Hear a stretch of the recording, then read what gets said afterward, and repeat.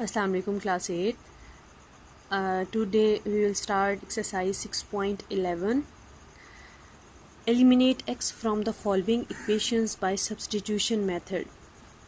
Eliminate करना है आपने x को, x जो वेरिएबल बीच में इधर आ रहा है, ठीक है, उसको आपने एलिमिनेट करना है। ये जो आपको ऑफ द फॉलोइंग इक्वेशंस जो क्वेश्चंस में आपको इक्वेशंस गिवन है बाय सब्स्टिट्यूशन मेथड, लेकिन आपने मेथड कौन सा अप्लाई करना है? Substitution method. आपने 6 पॉइंट जो है वो 9 में 3 डिफरेंट मेथड पढ़े थे। क्रॉस मल्टीप्लिकेशन पढ़ा था, सब्स्टिट्यूशन मेथड पढ़ा था, इक्वेटिंग कोफिशिएंट पढ़ा था। अब यहाँ पे जो आपने मेथड अप्लाई करना है वो सब्स्टिट्यूशन मेथड अप्लाई करना है। और एलिमिनेट किसको करना है? एक्स को एलिमिनेट करने का ये भी एक जो है वो मीनिंग है कि लास्ट पे आपके पास आंसर जिस फॉर्म में आए उसमें एक्स ना हो, एक्स को बिल्कुल एलिमिनेट कर दें कि एक्स को निकाल दें, इन इक्वेशंस में से आप निकाल देना है सब्स्टिट्यूशन मेथड से। क्वेश्चन नंबर 1 है आपके पास ax minus B is equal to 0 and cx minus D is equal to 0। दो इक्वेशंस गिवन है। अब सब्स्टिट्यूशन मेथड में आप क्या करते हैं कि आपको ये जो दोनों इक्वेशंस गिवन होती हैं इसमें से आप जिसमें से मर्जी है, क्योंकि यहाँ पे उन्हें स्पेसिफिकली बता दी है कि आपने x को ही एलिमिनेट करना है। 6.9 में तो आपकी मर्जी होती थी, आप चाहे x को एलिमिनेट करते थे या फिर y को करते थे, लेकिन यहाँ पे उन्होंने आपको बाउंड कर दिया है कि आपको दोनों इक्वेशंस गिवन है, जिसमें से मर्जी है, लेकिन आप एलिमिनेट किसको करेंगे? x को ही करेंगे, x की ही वैल्यू निकालेंगे।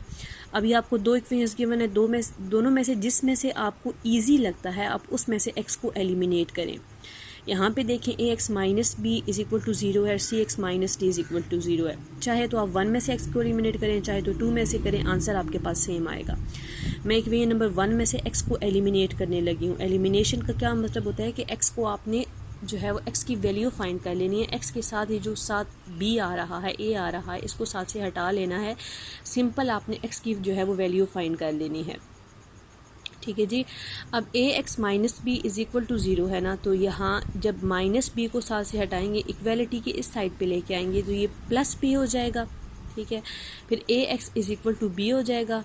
साथ से अब x की आपकी वैल्यू निकालनी है, वैल्यू इसको एलिमिनेट करना है। यहाँ a आ रहा है, यहाँ पे मल्टीप्लाई हो रहा है, जब इक्वेलिटी के इस साइड पे आएगा तो ये क्या हो जाएगा? डिवाइड हो जाएगा। x is equal to B divided by a। ये आपके पास x एलिमिनेट हो गया, x की वैल्यू आ गई। अब सेकंड जो आपने मेथड मेन अप्लाई करना है वो क्या करना है? Substitution method. Substitution method mean कि x को एलिमिनेट करने के बाद उसको दूसरी इक्वेशन में सब्स्टिट्यूट भी करना है, उसकी वैल्यू को पुट भी करना है। अब क्योंकि मैंने इक्वेशन नंबर 1 में से वैल्यू निकाल ली थी तो पुट उसमें अगेन नहीं करनी। जो दूसरी इक्वेशन रह गई है इक्वेशन नंबर 2, उसमें आप x की वैल्यू पुट कर देंगे। Put x is equal to B by A in equation 2। cx minus D is equal to 0 था। अब ये x को हटा के उसकी वैल्यू लगा दें b बाई ए, ये b बाई ए लगा दिया। फिर ये c और b नॉमिनेटर से मल्टीप्लाई हो गया, c b बाई ए। यहाँ पे मैं आपको एक स्टेप क्लियर कर देती हूँ। ये आपके पास आ गया ना c b बाई ए और माइनस डी, ठीक है। c b से क्या होगा? मल्टीप्लाई, और a एज इट इज़, और d इज इक्वल टू 0। उसके बाद आपने क्या किया, क्योंकि फ्रैक्शन आ गई है तो आप क्या ले लेंगे? LCM ले लेंगे। LCM यहाँ पे इसके नीचे तो कुछ नहीं है, 1 है तो a LCM आ जाएगा। इसको इस पे डिवाइड करेंगे, a से तो 1 आ जाएगा, बाकी अब तक आपके पास रह गया c b और माइनस, ठीक है। फिर ये 1, जब a को 1 पे डिवाइड करते हैं तो a आ जाएगा, a को d से मल्टीप्लाई करेंगे तो a d, ठीक है। ये c b minus a d is equal to 0 हो गया। नेक्स्ट स्टेप में आपने क्या करना है, ये एक a को जो है वो इक्वेलिटी के इस साइड पे लेके जाए, यहाँ पे डिवाइड हो रहा था, जब 0 से मल्टीप्लाई होगा तो क्या हो जाएगा? 0 ही हो जाएगा।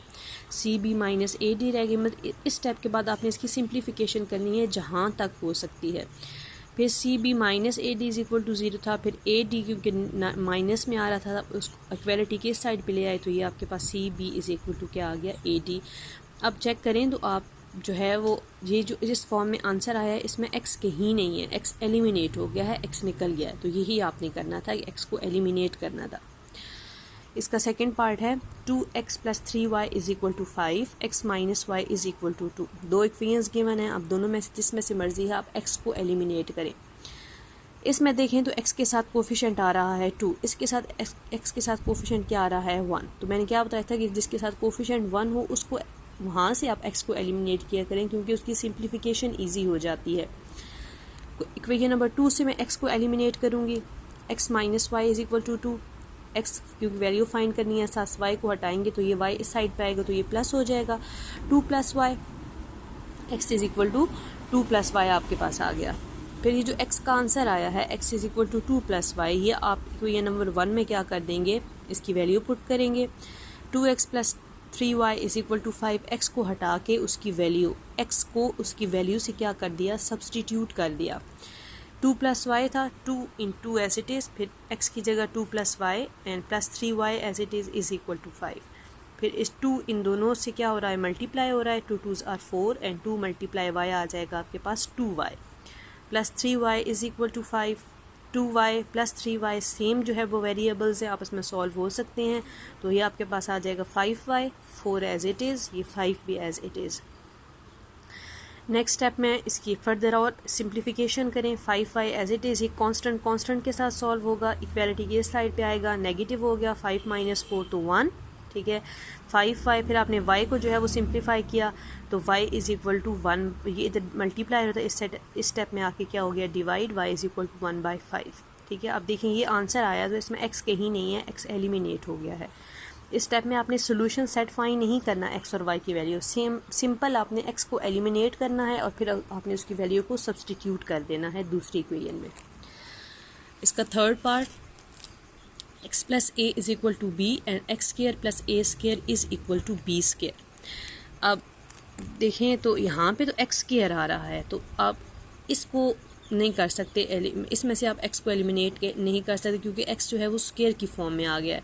क्योंकि इक्वेशन नंबर 1 में से आप x को एलिमिनेट कर सकते हैं, x को एलिमिनेट किया, x plus A is equal to B था, a को हटाया तो इस साइड पे आके क्या हो गया, ये माइनस हो गया, b माइनस ए माइनस हो रहा है तो a बाद में ही रहेगा, b माइनस ए की x की वैल्यू आ गई।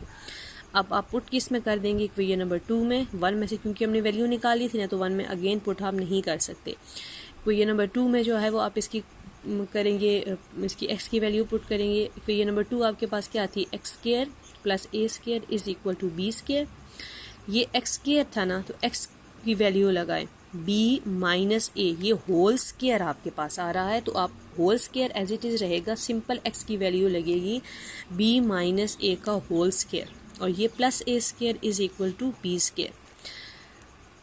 आपको पता है कि जब भी दो टर्म्स हों, मिड में माइनस या प्लस का साइन आ रहा हो, उसको आपने होल स्क्वायर लेना हो तो आप डायरेक्ट उसको ओपन नहीं कर सकते, आप स्क्वायर वाला फार्मूला अप्लाई करते हैं। अब A square minus B square plus 2ab, A square mean first term, B square mean second term, और ये देखें आप फर्स्ट टर्म का स्क्वायर मीन्स बी का स्क्वायर प्लस सेकेंड टर्म का स्क्वायर, ये सेकेंड टर्म का स्क्वायर और माइनस 2ab, माइनस 2a और ये b है, ठीक है, वो आपने लिख दिया, और ये plus A square is equal to B square. Okay, now ये प्लस बी स्क्वायर जब और इज इक्वल टू ये बी स्क्वायर, आप इसको डायरेक्ट अगर इक्वल टू के एक वैल्यू इस साइड पे हो और एक इस साइड पे हो तो आप उसको कट कर सकते हैं। अगर आपको यहाँ पे थोड़ी कन्फ्यूजन है तो आप बी स्क्वायर को इक्वालिटी के इस साइड पे ले आए, यहाँ पे पॉजिटिव था, यहाँ पे क्या हो जाएगा, नेगेटिव हो जाएगा, तो वो भी बी स्क्वायर और बी स्क्वायर आपस में क्या हो जाएंगे, कट जाएंगे। आप इसको ऐसे भी कट कर सकते हैं कि जब इक्वालिटी हो, मिड में सेम नंबर इस साइड पे आ रहा हो और वही नंबर इधर आ रहा हो तो पॉजिटिव और नेगेटिव होकर आपस में कट हो जाते हैं। बाकी आपके पास देखें क्या रह गया, A square plus A square, तो ये रह गया 2a square minus 2ab is equal to 0। इन दोनों में से देखें तो 2a कॉमन आ रहा है आपके पास, 2a कॉमन ले लिया, बाकी इधर आपके पास रह गया a और यहाँ इस में आपके पास पे रह गया b, तो इज इक्वल टू 0 आपके पास आ गया आंसर। ठीक है, इसका फोर्थ पार्ट देखें, x minus m is equal to l और l minus m into X plus a is equal to 0। Equation number 1 में से x को एलिमिनेट करें, x minus l is equal to l था ये x, ठीक है, m को इस साइड पे लेके आए तो l प्लस m हो गया, x की वैल्यू निकल आई। अब इस x की वैल्यू जो है वो पुट करें इक्वेशन नंबर 2 में, l माइनस m, ठीक है, ये l माइनस m था ना, ठीक है, और यहाँ पे x था।